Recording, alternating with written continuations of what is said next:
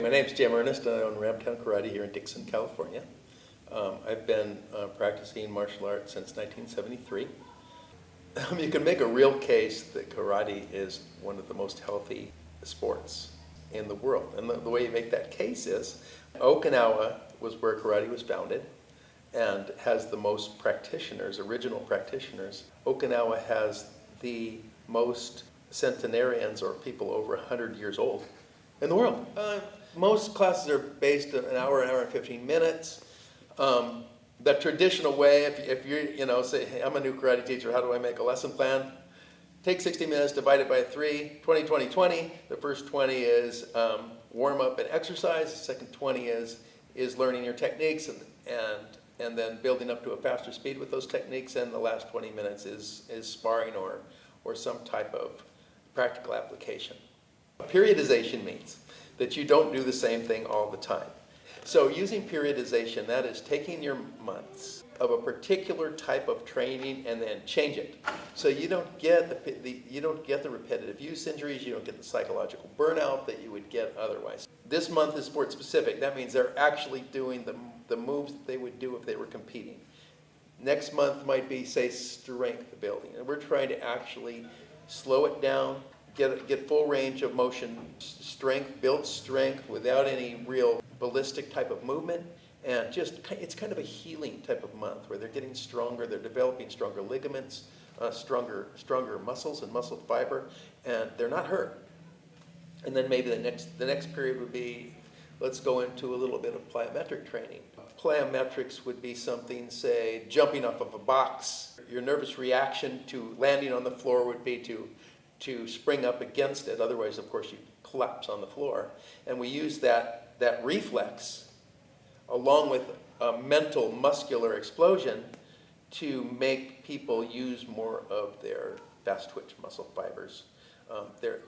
The way that the nervous system connects to the body actually improves, and you get more muscle fibers exploding. And then there's months where we put it all together, and that's the actual competitive moves. We have a classical, unforgivingly perfectionist set of forms that people are asked to do. In those forms, your feet have to be in the right position. You have the weight on the right part of your feet. You're shifting your weight from leg to leg, and your hips have to be engaged with your feet and legs with a certain timing, and they turn so that as you shift and turn your hips, it generates power to the upper body. And this is done in all kata. One thing that the students find fun is what we call man in the middle. So you say you've learned a particular thing, like how to get out of a wrist grab or a choke. We put somebody in the middle with 3 or 4 people around them, and we have one person at a time attack this person in the middle. And now they're trying their technique at a faster, more practical level. We also have kumite, which is free sparring. You're going to a realistic speed and timing and nothing prepared, and now you're seeing if you can synthesize what you've learned with the kata and with the slower training into something that's free-flowing and automatic. Okay, the knee injuries. The worst one is the ACL. That's when somebody jumps up in the air, they're spinning around in the air, and their foot engages the floor as they drop their weight. The knee twists and pops. That's pretty much that for that athlete. Like, people think I'm just nuts in class sometimes. I don't think I'll have them walking when we're first warming up. Hit to the middle of your heel, to the middle of the ball of your foot, to the middle of your toes. And I'm doing all this thing to balance, and we're watching the way they walk. Do they sway? Are they putting more weight on one side? And we're trying to balance these athletes and then we have them stepping exactly how they're going to step in competition, slowly.